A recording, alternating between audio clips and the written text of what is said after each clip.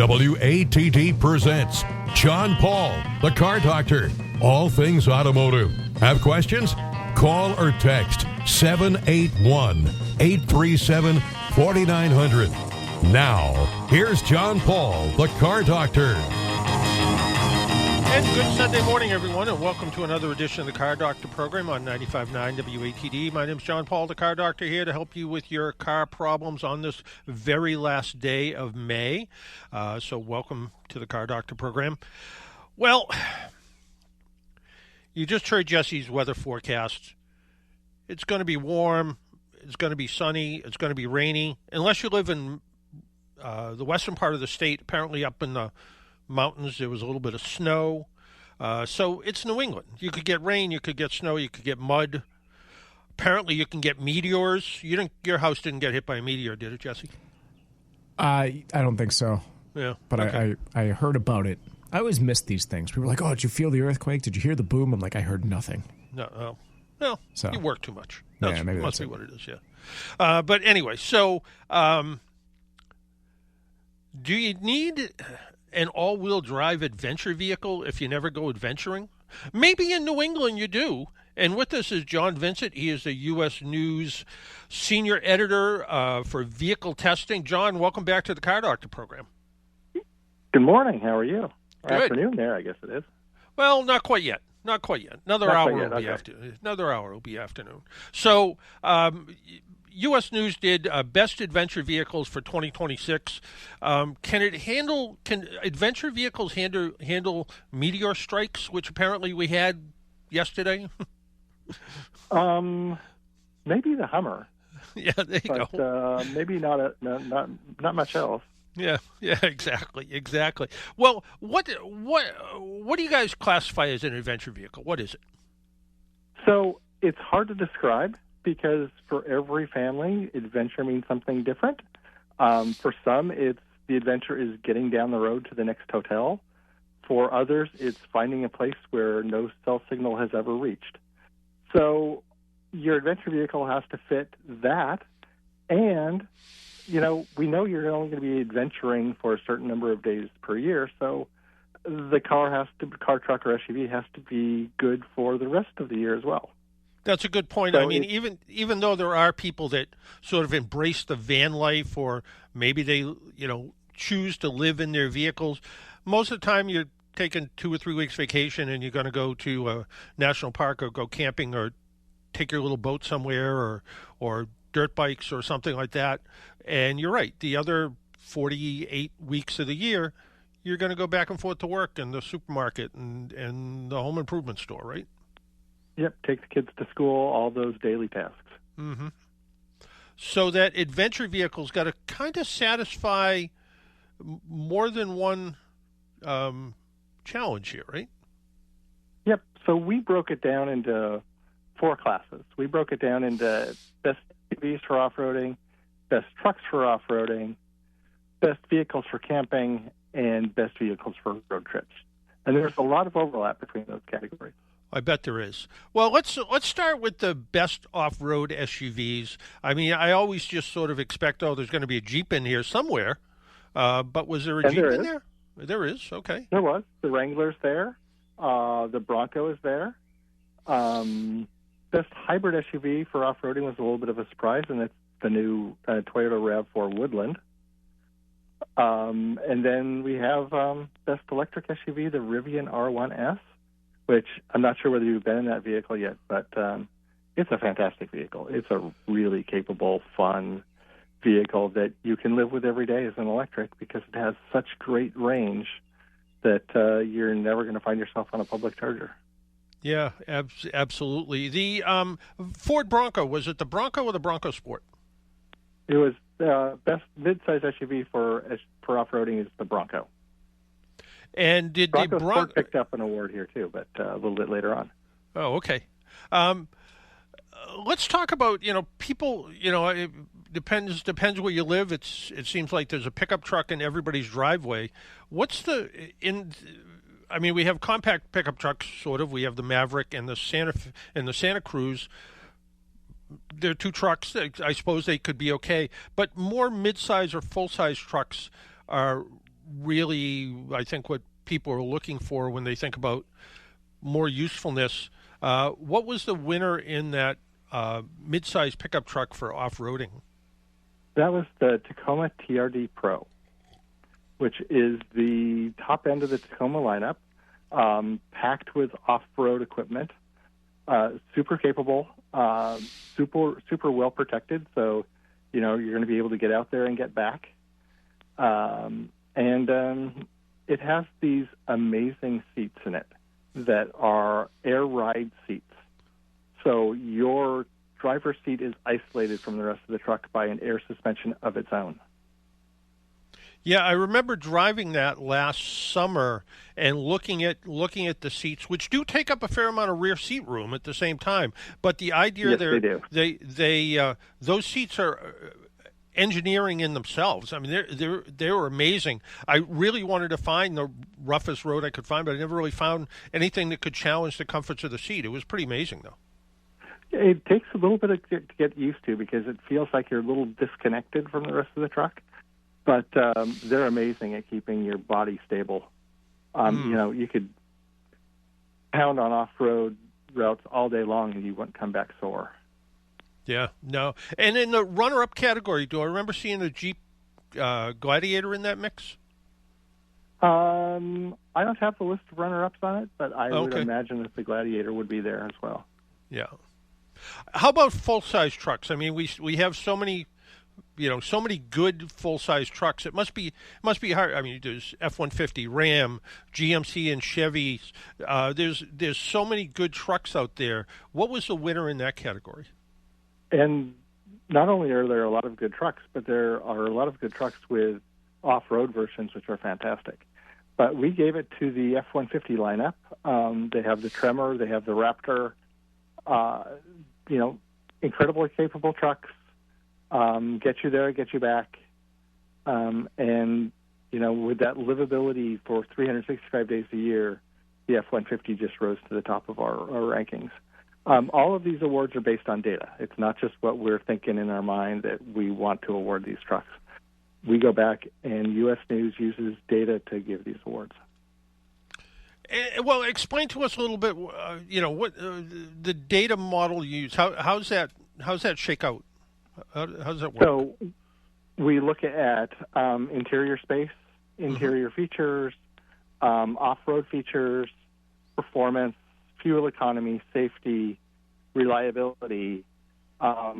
All of those are distilled down into numbers that we use to determine, who our winners are. It's the U.S. News way. We just don't base it on our own opinion. There must be a tiny little of opinion in there, right? There's more than a bit of opinion in there, and including our own opinion. But our own opinions are boiled down to numbers as well. Yeah. Well, I can understand the F-150 because the F-150 rear seat reminded me of like the last time I was in a full-size Lincoln Continental, or a Lincoln Town Car. I mean, the rear seat in the F-150 is ridiculously spacious, so I can understand that. How about road trips? Not everybody goes camping, like you pointed out. The idea of an adventure vehicle for some people is just finding that next hotel 400 or 500 miles away. What were the best vehicles for road trips? So the best vehicles for road trips, and on this category, it is 2026. Gas prices are through the roof. So we heavily weighted fuel economy into these rankings, at least for this year. Best car for road tripping, 2026 Kia K5. Best hybrid car, Toyota Prius, phenomenal mileage. Subcompact SUV, Hyundai Kona. Subcompact hybrid SUV, Kia Niro. Best compact SUV, Nissan Rogue. Compact hybrid, Kia Sportage. These lists are long. Mm-hmm. Compact plug-in hybrid is the new Toyota RAV4 plug-in hybrid, which gets like 50-some miles on electricity alone before the gasoline engine even has to kick on. Best mid-size SUV, GMC Acadia. In all these awards, GMC was the big winner with, I think they won 8. Best midsize hybrid SUV, Hyundai Palisade. Great vehicle. It competes with the Kia Telluride, and they are both fantastic, but for this, the Palisade came out slightly ahead. Mid-size plug-in hybrid SUV, we're slicing it fairly thin here, Mazda CX-90. There aren't that many mid-size hybrid SUVs anymore since the Jeep Grand Cherokee plug-in hybrid's gone away. Best large SUV, GMC Yukon XL, the long wheelbase Yukon. Best electric SUV, Hyundai Ioniq 9. Best minivan for road tripping, Toyota Sienna. It's the only minivan you can get that is both hybrid and you can get with all-wheel drive. You can get both of those features individually, but Sienna is the only one that offers both of them on the same van. Best mid-size pickup for road tripping, GMC Canyon. Full-size pickup for road tripping, Ram 1500. And I will tell you, I actually like the backseat of the Ram 1500 more than the F-150. And then the best electric pickup for road tripping is the GMC Sierra EV. It's quite a list, and it must have been a little bit hard to sort of separate these out. For instance, the Kia Sportage versus the Hyundai Tucson. I mean, they're so close together, but I'm guessing the Kia felt a little bit more solid for the person that might go on the road trip, but also maybe venture a little bit off-road? Those two are extremely close. I mean, they're on the same platform. The Hyundai wins a lot in that category because its cargo space is slightly better, but the driving dynamics of the Sportage are slightly better than the Tucson. And you kind of pointed out earlier, GMC's everywhere, and GMC's almost, I don't know, it's sort of the forgotten stepchild of General Motors sometimes, but the vehicles are so good, and they do offer a little bit more unique feel and look than their Chevrolet counterpart. They are definitely a step up in interior quality.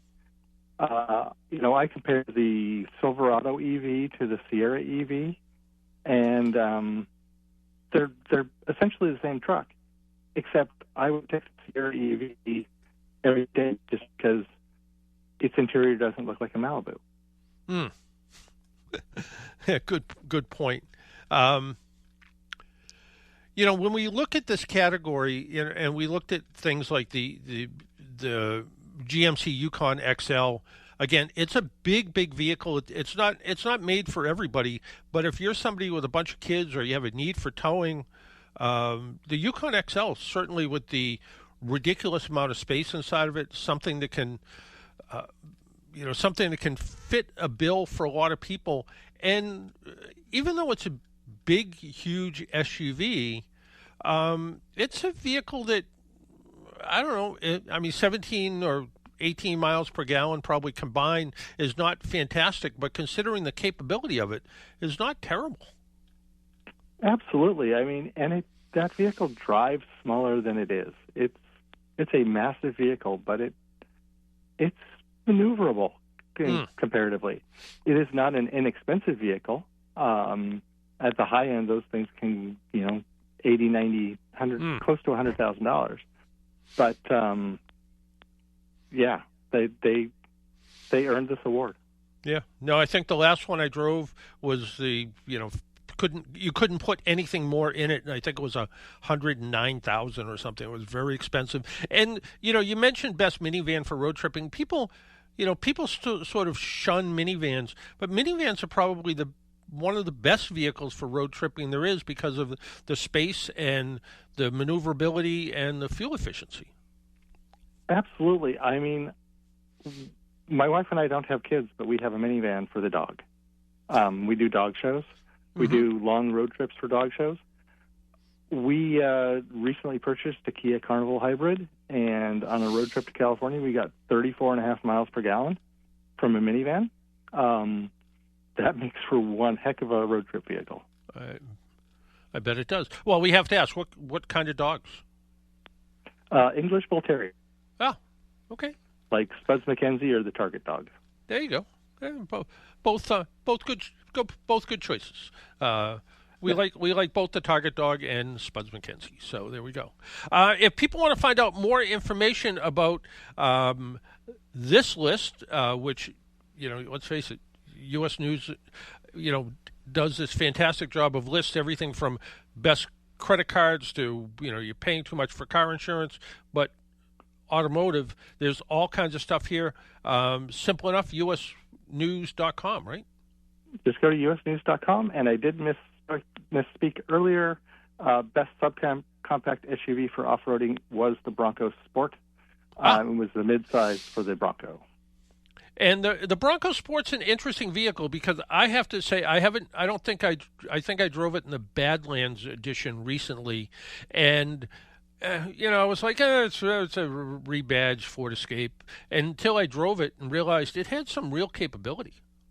It does. Thinking about it as a rebadged Escape isn't fair to that vehicle anymore. Right. Yeah. They've done a really good job on that.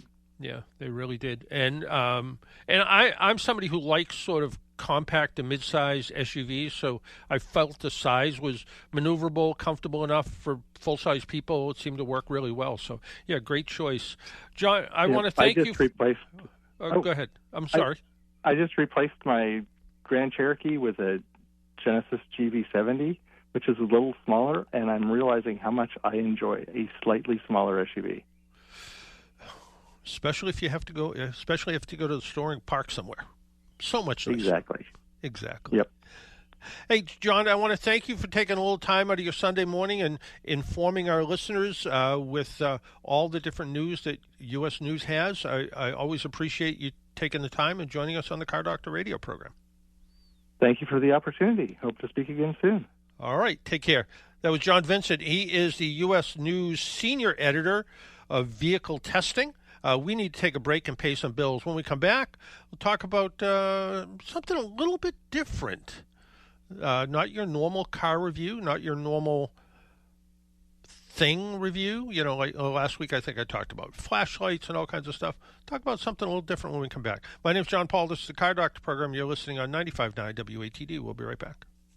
Even car geeks and do-it-yourselfers rely on AAA to give them extra peace of mind on the road. AAA offers 24/7 roadside assistance, whether you're in your own vehicle, a friend's car, or even a rental. Combine that with great rates on insurance, hotel, gas, and dining savings, and discounts on 8,700 brands, and you're covered on and off the road. Get a special membership offer today at AAA.com/join. That's AAA.com/join. You think a ticket for not wearing your seatbelt is the worst that could happen. A fine, an inconvenience, a little embarrassment. But then comes the crash.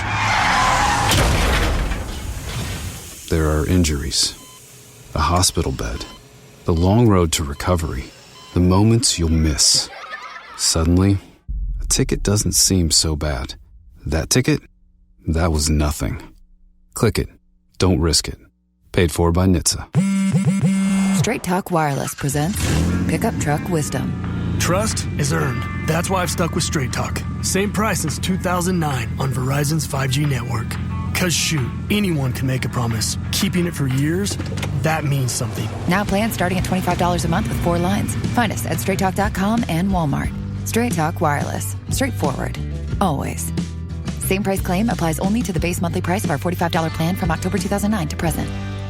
This Memorial Day, get up to an extra $1,000 off select top brand appliances like LG. Plus, get free delivery at the Home Depot. Whether it's backyard cookouts or watch parties, LG's newest refrigerators keep the drinks ready and guests impressed with mini craft ice, plus both cubed and crushed ice. Celebrate Memorial Day with appliance savings and free delivery on select appliances at the Home Depot. Offer valid May 14th through June 3rd. U.S. only. Free delivery on appliance purchases of $998 or more. See store online for details. Make an appointment Sunday morning at 11 for John Paul, the Car Doctor, on 95.9 WATD. Now, back to the Car Doctor.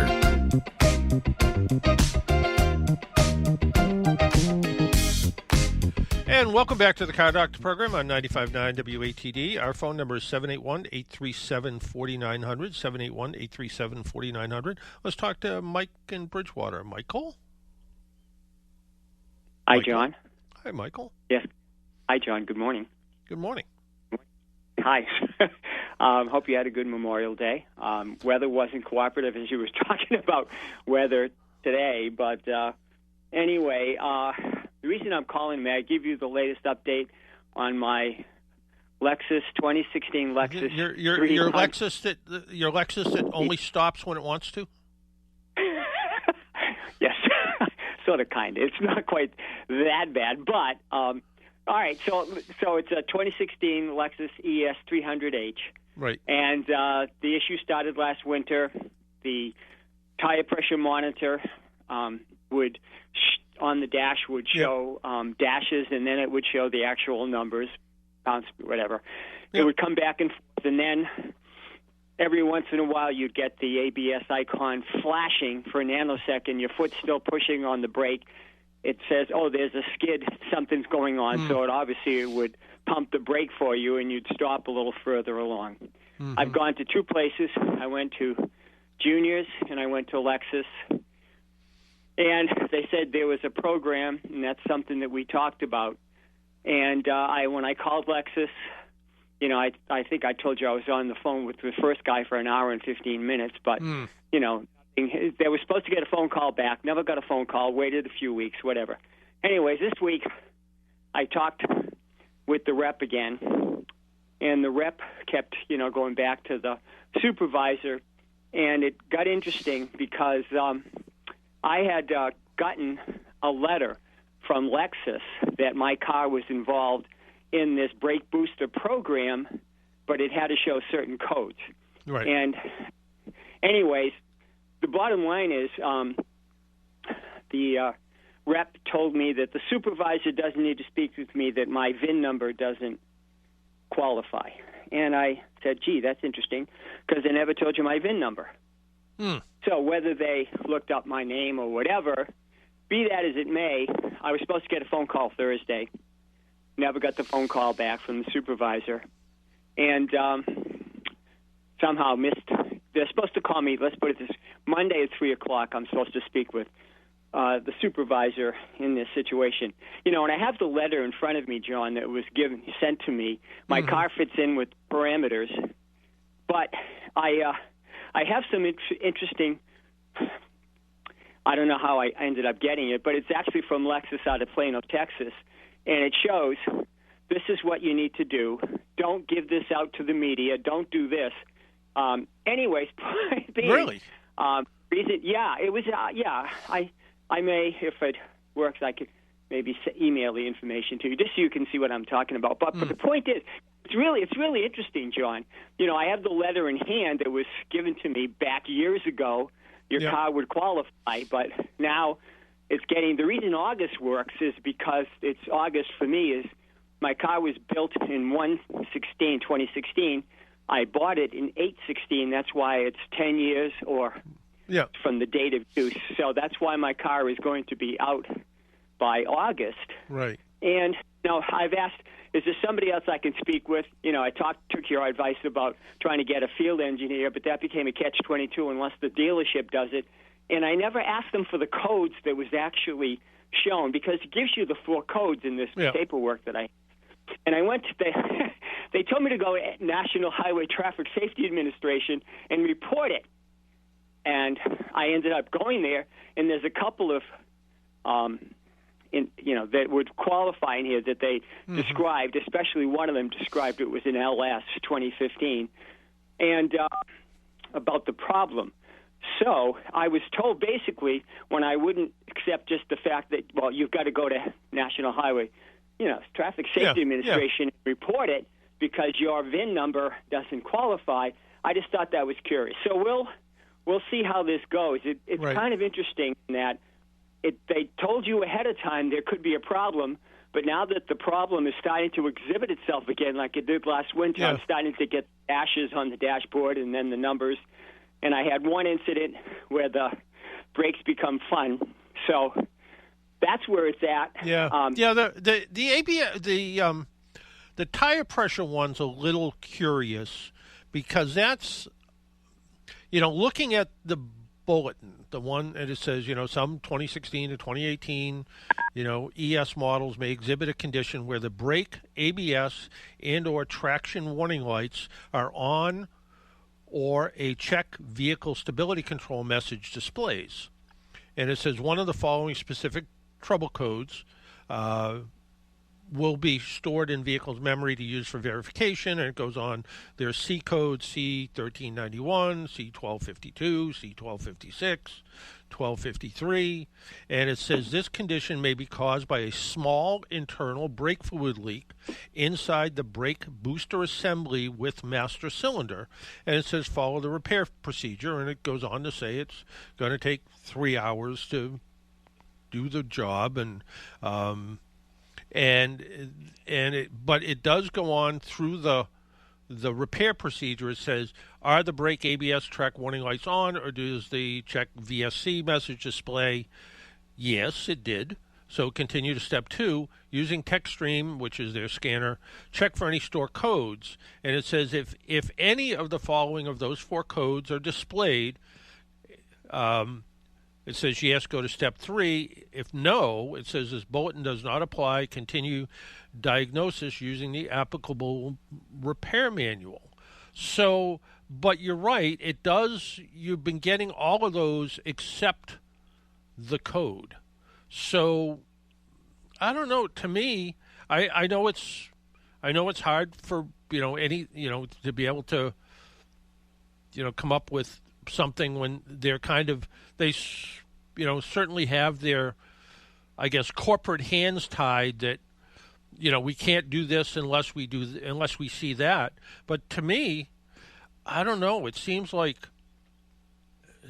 me like, I mean, if we weren't trying to do this under some sort of warranty extension, what you describe, once you've completely eliminated possibilities of, poor wire connections, corrosion of former, not your car, but, a car that may have been repaired once, and a wire got pinched, or a wire that's, got a twist in it somewhere and it's being held in place by a clip, and that clip is causing, a rub through on a wire somewhere, something along those lines. Once you've sort of completely eliminated any possibility of those, it seems to me like brake booster and master cylinder are the things you need to think about replacing. Yeah, I'm looking at the trouble codes. I won't. You've got other people, John, but the codes here are C1391, yep, C1252, C1256, or C1253. But as you go further on down in this document that I have, customer contacts gives you questions, give them the 800 number, and then it says, I found this interesting. Media contacts. It's imperative. I'm just reading quote. It's imperative that all media contacts, parentheses, local and national, receive a consistent message. In this regard, all media contacts must be directed to, and it gives this gentleman's name, Ed Helwig, and his number in Toyota Corporate Communications. And then it says, please do not provide this number to customers. Please provide this contact only to media. So, and then it goes on to explain it. I just may, if it's okay, I'll just email it and whatever. Yeah. I don't want to beat this up, but, John, it seems like they know about the problem, and to fix it, it's $4,000 out of pocket. So it's not a cheap, and I understand. I wish I had said, what are the codes that you said, when Lexus took, or when Juniors, and I never asked them for it because, I'm figuring I just need to replace the batteries on the... Right. Yeah, so, all right. Well, I'll see how tomorrow's phone call goes. Don't expect much there, but it just becomes an issue, Yeah. So. Yeah, it is, and I don't even, I'm not even sure the dealer, would want to even say, what, we'll take a chance, and we'll, if you went in and said, look, this is a symptom I'm having, this is what's going on, can we just replace it? And if they said, well, we can replace it, but we can't guarantee that's going to fix it. I don't know. To me, I don't know. I'm trying to find the part and see what it is, and it looks John, like. Don't waste.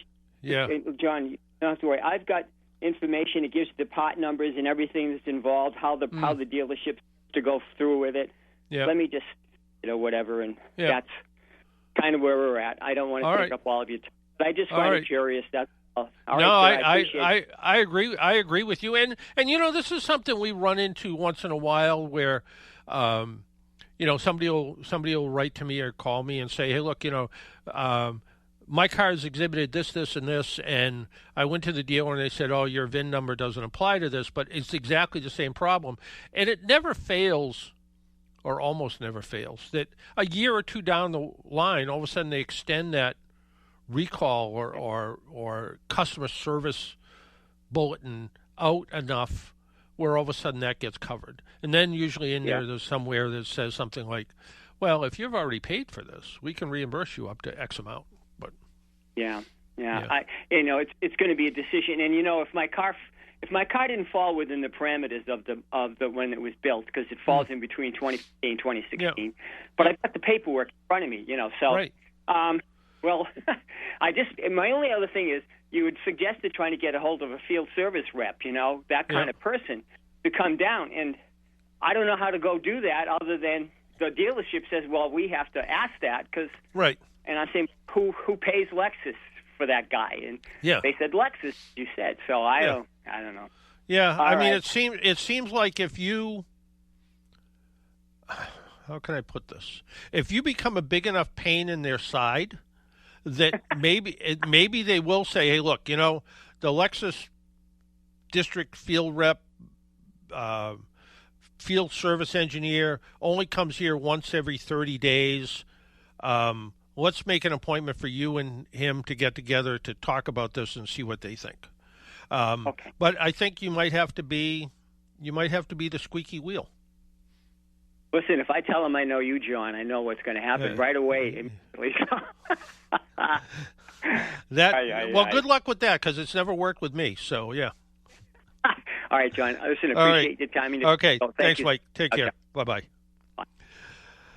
Well, I talked about something that wasn't exactly a car review, but it's a review of sorts. And by the way, if you would like to join us, 781-837-4900. The lines are open at 781-837-4900. And it is time for me to head north. And I'm still in Florida. My wife is actually home. And kind of a long story, but we had a death in the family, and she needed to go home to be with her sister, so I put her on a plane on Tuesday, and this will be the first time I've actually driven this amount of distance by myself, so this should be sort of interesting. And this year, I'm leaving the Santa Fe here, and I'm taking the Volkswagen Beetle back north. And the reason behind that is we have another Volkswagen Beetle that I bought from a former coworker, Dave Juvet, who I used to work with years ago at AAA, and I still occasionally, I guess, kind of hear from him. He lives out in Arizona now, but his wife had this Volkswagen Beetle that she bought in 2009, and when they were getting ready to move, he wanted to get rid of it. I said, what do you want for it? And he says, I don't know, $500,000. I'm like, well, it's got to be worth $1,000. So I gave him $1,000 for it. And as crazy as he was, him and his wife actually delivered the car to my house in Abington, dropped it off. I left him a check in the mailbox. He left the keys in the mailbox. And I was actually in Florida at the time. He brought it to me with a full tank of gas. Car dealers hardly do that. So I am forever indebted to him for that car. And the idea that car was only going to last a year or so. It hasn't. It has lasted 4 or 5 years now. I did have Junior's Automotive put a cooling fan in it because you have to take off the whole front clip, the fenders and bumper and all that stuff to get to the fan. I wasn't prepared to do that in my driveway, so I had him do that. It had just recently, my wife in Easter went up and actually got the car, brought it to Junior's for a state inspection. Junior wasn't there, but his guys ran it through the normal inspection process. It passed just fine. But anyway, it's time to replace that car. So we have this Volkswagen Beetle here that we bought back in 2015. It only has 32,000 miles on it. So that's the vehicle I'm going to drive home in. So I wanted to store and cover the Hyundai. So first I topped off the fuel. I added fuel stabilizer. I changed the oil. I checked whatever fluids were left to check. There's not that many anymore because electric power steering and sealed automatic transmissions. And I don't know if this does any good, but it makes me feel better. A couple of years ago, I went to Home Depot or someplace and bought some like 1-inch thick pink construction foam, the stuff they stick to the side of houses, and I cut it into like 1-foot squares, and I park on top of it, thinking that maybe it prevents the tires from getting flat spots. It does squish down, so it kind of does something. I also removed something I'm doing now because of what I've seen in the past. Almost every car has some kind of plastic engine cover. Plastic engine cover is there for a little bit for appearance, but also quiets the noise of fuel injectors and other stuff going on under the hood. It has foam under there, so it can become a home for homeless animals like mice and rats. And I remember last year when I pulled the engine cover off of the Volkswagen, it looked like perhaps rats were up inside there once. They didn't eat anything, which was nice, but they may have been there once. So I pulled the engine cover, put it in the back. I aired up the tires, which I actually forgot to do till this morning.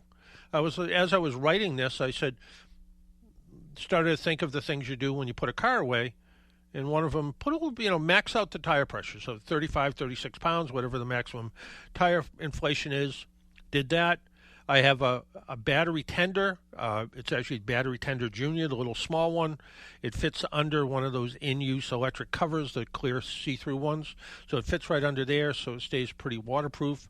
I put some damp rid, those things that eliminate moisture, one in the front seat, one in the back. And then the Earthkind people that have the stuff that's supposed to keep bugs and things away that smell like fir trees, I put one of those under the hood and maybe another one in the back. I don't remember. Worst comes to worst, it's going to smell like Christmas inside. And then I locked the car. So now it's time for car cover. And in the past, I've used Empire covers. I like the quality. We've had folks from Empire on the program before. I like the quality. I like the custom fit. The last cover I got was a custom cover for the Volkswagen Beetle. It was actually made for Volkswagen Dune, which is kind of the Beetle that was kind of on steroids, jacked up a little bit. Fits perfectly on the Beetle convertible. I like the idea it has things like pockets for the mirrors, so you don't have to fold the mirrors in. Good car cover. It went through last storm season with no problems whatsoever. So folded that all up. But I couldn't find one. It's not that I couldn't find one for the Hyundai. I couldn't find one I could get soon enough because I kind of procrastinated on, am I taking the Volkswagen, am I taking the Hyundai? Am I taking the Volkswagen, am I taking the Hyundai? My wife wasn't crazy about taking the Volkswagen. She thought it'd be too small, too cozy. But now, where she's up north, I'll drive it by myself. So, I went to Budge, B-U-D-G-E covers, and I believe they make Empire car covers. I think they're the same company. And I bought a Budge cover from Walmart. And why did I buy it from Walmart? Because I looked online, and it was, I don't know, $100 or something, and they literally delivered it the same day. I ordered it in the morning, and it was here by like 4 in the afternoon. And it was cheaper, and they don't have them in the stores anyway, but it was probably cheaper ordering online anyway. But here's where it gets interesting. At the same time when I purchased the Budge cover, I took it out of the package, which also was like shrink wrapped. It was like they put it in one of those dehydrator things and shrunk it down. By the time I took it out and took all the wrinkles out of it, USCarCovers sent me a cover. I had not heard of USCarCovers before, but they sent me a cover. It must have been because I reached out at some point.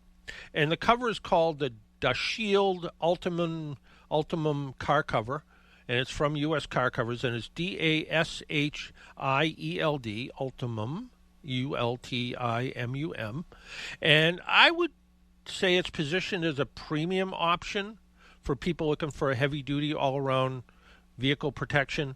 I will say during Hurricane Ian, which was the worst hurricane that Florida has seen in decades, the car cover that I had on the Volkswagen, I think, did a pretty good job until it just couldn't anymore. I think 150-mile-an-hour winds finally took the cover off. But what's interesting is I had some minor scratches, one or two decent-sized dents, but I think looking at cars around where I am, there was a lot of heavy scratches, more dents, things like that. I really think the car cover really helped protect it, which I think this Ultimum car cover will do the same. It's really designed for durability and weather resistance, and we'll see if it delivers on that promise. Could it be more car cover than people need? Depends on what you're looking for. I think the key strength in this is it's got 6-layer construction. It's got an inner fleece lining, so it should be gentle on the paint. I always kind of worry about that a little bit because, when it starts rubbing back and forth, can that damage paint? Maybe. I did wash and wax the Hyundai, which was good and bad. It was really slippery and made putting the cover on a little bit annoying. And the outer layers are built to handle rain. It really looks waterproof, and I think it should do really good for a UV exposure at the same time, and hopefully the unpredictable weather that we have down here that can be tough on the overall finish. So far, we've had some Florida rain, and so far it's done a good job. It's pretty tightly woven, waterproof layers. It should reflect UV rays, which should help reduce fading and interior buildup. Because of I wouldn't call it a custom cover. I would call it a semi-custom cover. It fits a little bit loosely. It does have a silhouette shape. I'm sure it would fit on a Lexus, or it'd probably fit on a Jeep Grand Cherokee. Probably same overall size. But what I do like about it, because it is a little bit bigger, it covers most of the tires. And in Florida, you need to worry about UV damage to tires, cracking, and weather checking, and all that sort of stuff. So it does a pretty good job of covering the tires. It also has 2 vents built into it, which should help prevent moisture from getting trapped underneath. Years back, I got a car cover that was designed to go all the way to the ground to keep rodents out. And we covered the old Volkswagen up north. And we actually had a problem where it got mildewy inside. Now, I don't know if it was because of it didn't breathe enough. The company said, they breathe well because they fit loose. Well, this one has vents in it, so it should vent out any moisture that's inside of it, so I like that. Fit and security are also pretty well executed. It has pretty good feeling elastic hems that wrap around the front bumper. It also has 3 reinforced straps with tie-down grommets to help keep it in place. We'll see how that does. My neighbor who hasn't been here this year. They have a Saturn SC, the sporty Saturn, and they got a car cover for it last year when they left. And I've probably put that cover back on a dozen times, and finally I tied it to the wheels and then wrapped rope around it and tied it to the back wheels and wrapped rope around it and then threw a piece of rope underneath the car and wrapped it around the long way to hold it in place so hopefully it stays where it's supposed to be. Where it is multi-layer, it is a little bit cumbersome to install. Two people, does it take two people? No. But a second person would be helpful, I think. I put it on both times by myself to test it and test it for fit. So it seems good. In terms of durability, it does feel really solid. The real key down here is going to be wind and rain. I mean, 2 years ago, we had Hurricane Milton and Helene, where we had incredible storm surge. Now, I don't live near the ocean, but I do live near a creek, and the creek did rise. And in fact, between the combination of all the rain and the creek rising, the room that I'm sitting in right now had about 6 or 8 inches of water in it. The mobile home tin shack itself was fine, but this room was pretty damp. So I don't know where all the water went. It was gone by the time we got here. But anyway, so it's water's an issue, so hopefully it takes care of that. The car is parked in a carport, so it does help to somewhat, unless, like Ian, the carport blows away. So, but anyway, in terms of durability, I think it should do a good job. It looks pretty solid. So we'll see how it handles winds if we get them. Hopefully hurricane season will be lighter than it's been the last 3 years, although last year was fine. So we were happy for that. So for users who only need basic indoor protection or occasional coverage, if you're somebody who keeps their car in the garage all the time, but you go visit friends and you cover your car with a car cover when it's sitting outside, there's probably simpler and more affordable options, and they're probably available through USCarCovers as well.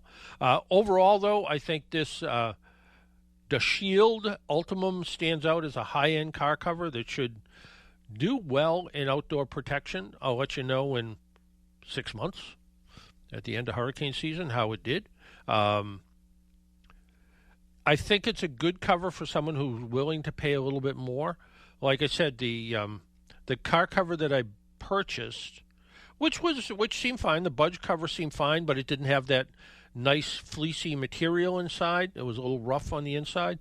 It did fit well. I will admit the fit was good. It was about $100, I think. This one has a retail price of $200, and when I checked the USCarCover website today, in fact, there was an instant 15% savings, and there's no charge for shipping. So, you're going to spend going to save, it's going to be $175, $165 for a good quality, heavy-duty car cover that should do its job. So there you go. There's our review of the USCarCover, the Shield car cover. And again, we'll see how it makes out. Why don't we take a quick break? When we come back, if you would like to join us, our phone number is 781-837-4900. Phone lines are open. We need to take a quick break. We'll be right back. Hey there, folks. It's Quinn Kelly reminding you to tune in Sunday night at 5 for the South Shore's first voice in sports talk radio, The Sports Exchange. Unmatched coverage of local high school action, as well as a relatable voice on all things Boston Pro Sports. We've got you covered live at 5 every Sunday night. Have a question for our host, missed last week's show, or just want to share a great sports story? You can find us on Twitter at SE on WATD. But remember, mark your calendar, folks, and we'll see you Sunday night at 5 for the Sports Exchange on 95.9 WATD. Even car geeks and do-it-yourselfers rely on AAA to give them extra peace of mind on the road. AAA offers 24/7 roadside assistance, whether you're in your own vehicle, a friend's car, or even a rental. Combine that with great rates on insurance, hotel, gas, and dining savings, and discounts on 8,700 brands, and you're covered on and off the road. Get a special membership offer today at AAA.com/join. That's AAA.com/join. Straight Talk Wireless presents Pickup Truck Wisdom. If you're only good to your new friends, you're not going to have any old ones. Straight Talk gets it. That's why new and existing customers get free 5G phones on Verizon's 5G network. Pretty simple, really.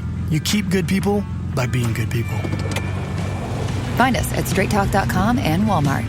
Straight Talk Wireless. Straightforward. Always. Taxes and fees apply. Plan purchase required for free phone offers. Copyright 2026 Verizon.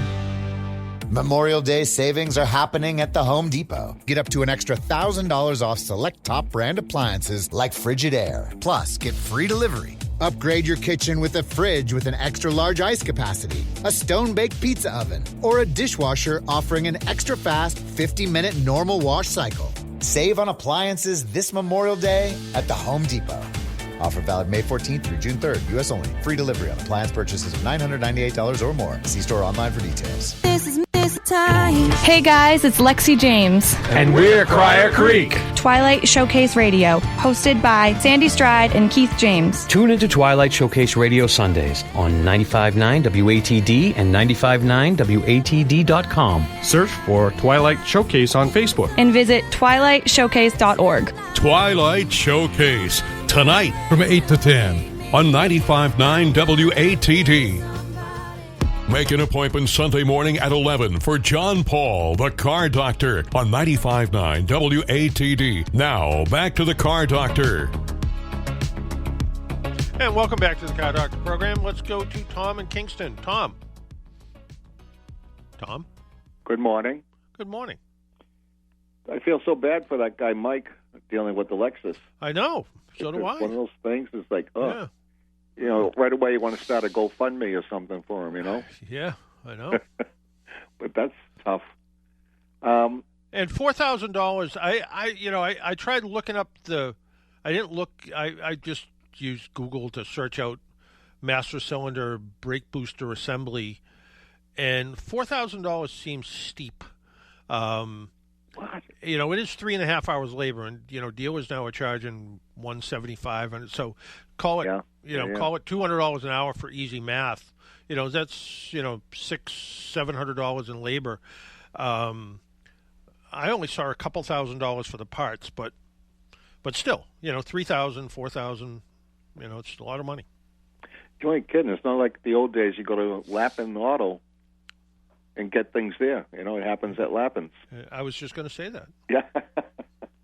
So when you go to store your car, are you going to start it up first to get the stay bill going through the whole system? Yeah. I actually put the stay bill in it probably a week and a half ago, or probably even a little bit more than that. But since then, I sort of mentioned we had a death in the family. My nephew passed away, and I used the car to take my wife to the airport. So it was all mixed through there, and then I topped it off with some fresh gas. So the tank is pretty full. So. Oh, that's good. Yeah. And refresh my memory. Remember the days you used to give away motor oil? Yes. Was it blue stuff? Royal Purple. You're close. Purple. Yeah. Is that product around anymore? Oh yeah. It's still a premium quality oil. It's a boutique supplier, I guess. And I don't know if they're actually a refiner or they just have a refiner make it up for them. But it still is kind of, when you pour it still is sort of purple looking. In fact, someone sent me a question the other day. And they're from your town actually. They have a Corvette, and they said it's in beautiful condition and only has 14,000 miles on it. It was 15 years old, and the transmission feels like you're shifting a box of rocks, was his comment.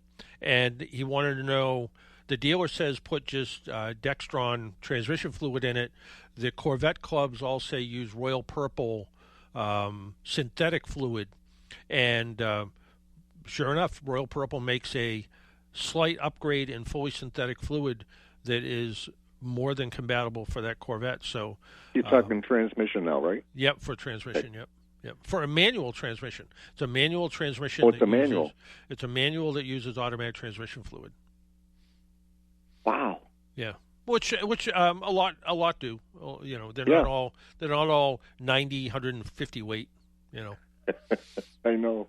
Miss those days. Well, I don't miss the smell though. The smell of heavy gear oil just is stinky. I don't miss that. The funny thing you said that. The funny thing is my grandmother used to love the smell of motor oil, paint thinner, and Pine Sol soap. Well, and mothballs. And mothballs. And she lived to be 99 and a half, so there might be something to it. There might be something to that. You could be right. So are you going this week home? Yes, I am. I'm going to probably leave first thing in the morning. And here's where it gets adventurous. I used AI to plot a route for me. So I used artificial intelligence to plot a route for me, avoiding Route 95, and it looks pretty close to the way I normally go. I kind of go up through Florida and into Virginia, and the Carolinas and part of Georgia, and then kind of skirt Virginia, go northern part of Virginia through northern New Jersey and northern New York, or not northern New York, sort of through White Plains and then down. This time I'm going to try, instead of going on 195 through Connecticut or 95 through Connecticut, I'm going to try, I think it's 84 up to 495, take 495 to Cape Cod that way, and see if I can eliminate that constant traffic jam in Connecticut. If you ever see the Blue Diner, when you go up to the Connecticut up to 84, yep. Don't hesitate to go in there. Great food. Yeah, I'm my wife and I are sort of the same this way, that we just want to get where we're going, and she hates road trips. Maybe if we did something like that, it would make it more fun. But, yeah, get out, stretch your legs. Well, we do that. Usually it's a how do they say it in proper terms? A bio break. Oh, okay. Yeah. So you're doing the AI triptychs. I have my AAA triptych right there next to it, but okay. I'm like, I wonder what artificial intelligence will tell me which way to go. So we're going to see how this works. Awesome. Well, and of course I have my Garmin GPS, of course, too. So always someone to tell you what to do. Besides, because when my wife's not there, the Garmin's got to tell me what to do. That's right. Yeah. Well, listen, have a safe trip. Hey, thank you. Take care. Take care. Bye-bye. All right. So that music means we need to go. I want to thank John Vincent from U.S. News for calling in, telling us about best adventure vehicles. We'll see how a 2015 Volkswagen Beetle does as an adventure vehicle. And hopefully next week, I'll be calling you from the home studio in Cape Cod. So until next week, make sure you wear your seatbelt, drive safely, be good to your car, and if you do see an emergency vehicle by the side of the road, slow down or move over. It saves lives. Talk to y'all next week. Bye-bye.